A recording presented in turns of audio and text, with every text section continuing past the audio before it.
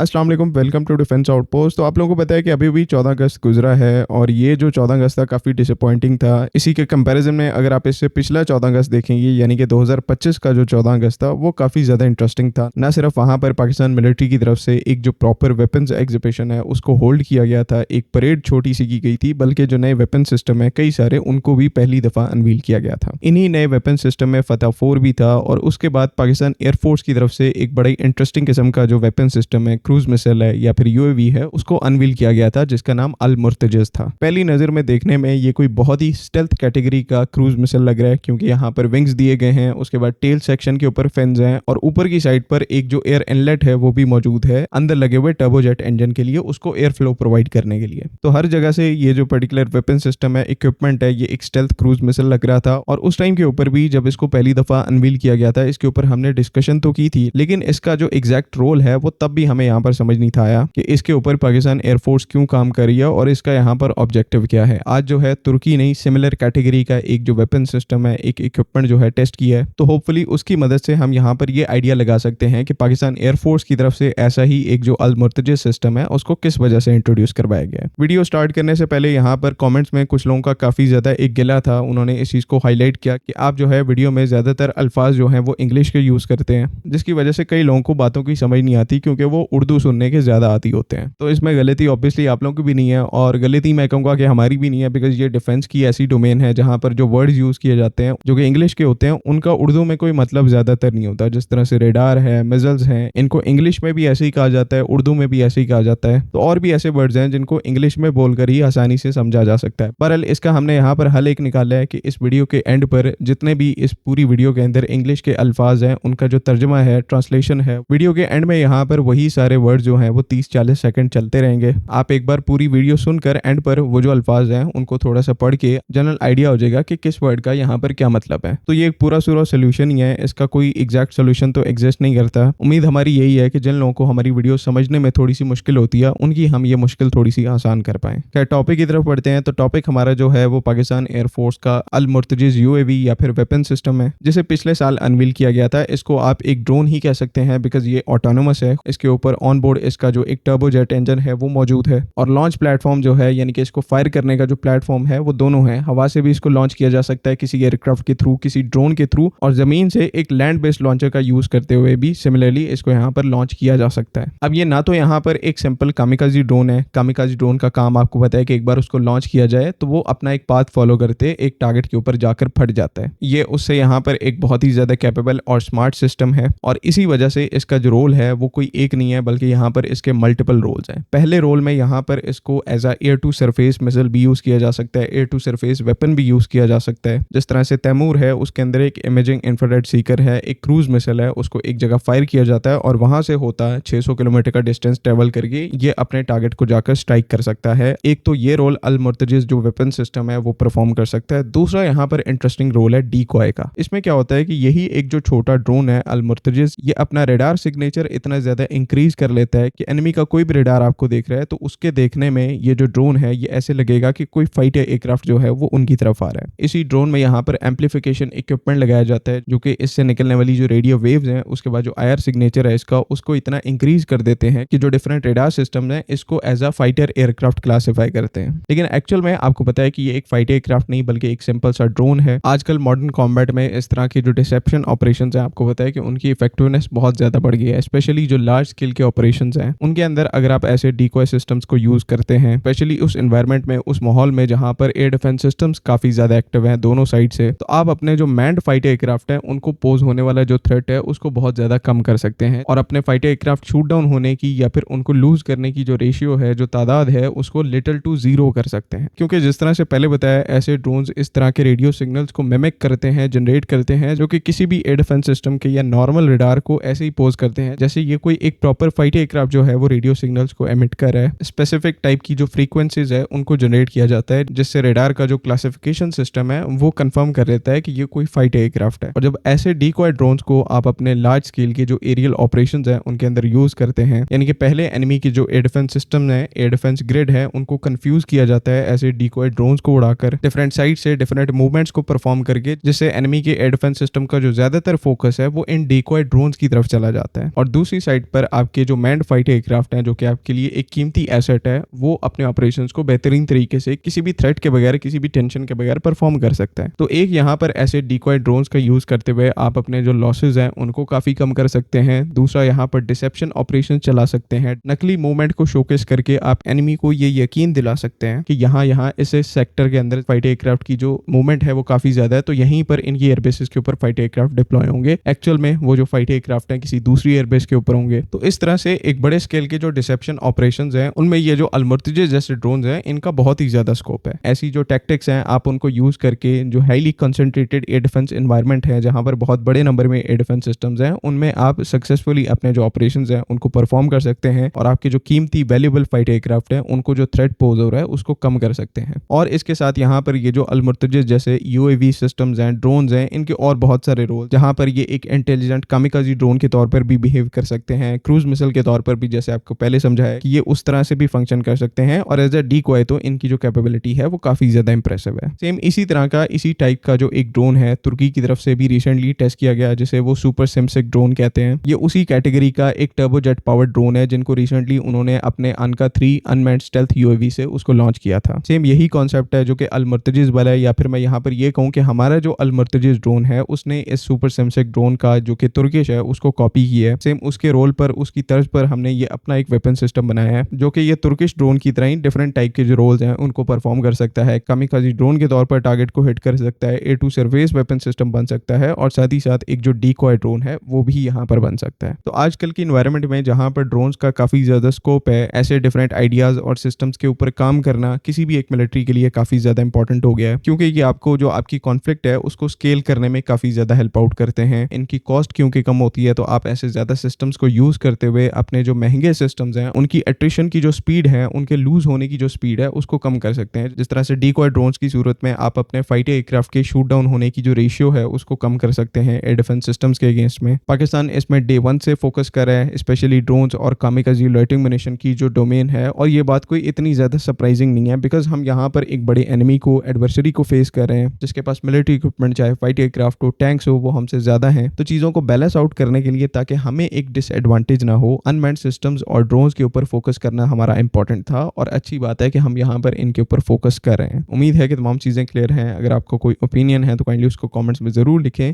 अगली वीडियो तक के लिए अल्लाह हाफ़िज़। पाकिस्तान जिंदाबाद।